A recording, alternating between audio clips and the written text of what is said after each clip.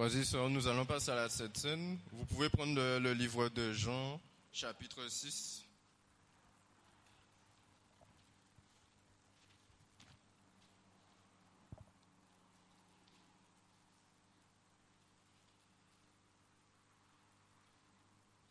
On va prendre au verset 7.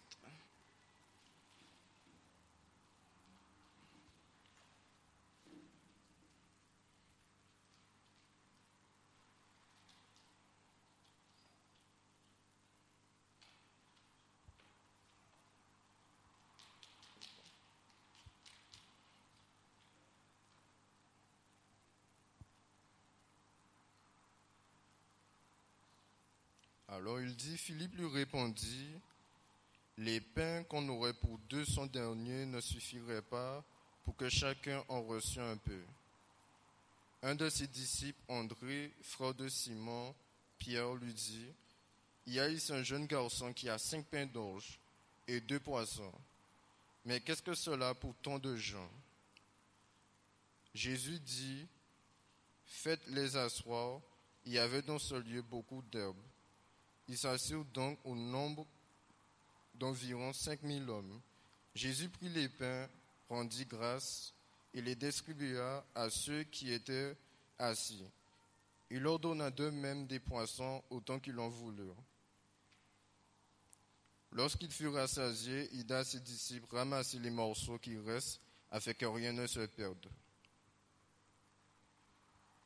À ce moment-là, Jésus est en train de commencer la préparation de la Sainte Seine avec chaque personne. Mais comme il dit dans sa parole, il est venu non pour le juste, mais il est venu pour l'injuste.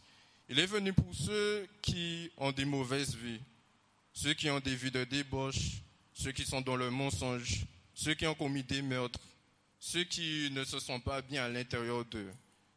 Et quand tu lis ce passage-là, Jésus a vu la foule et il les a dit de s'asseoir dans l'herbe.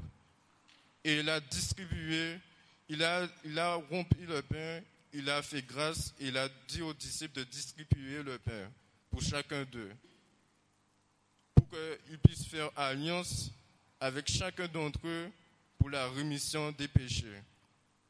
Et à ce moment-là, quand tu lis ça en fait en quelque sorte, il n'est pas venu pour un, mais il est venu pour plusieurs, pour la rémission du péché, pour le pardon en quelque sorte. Car Dieu nous a pardonné pour ce que nous avons produit dans nos vies.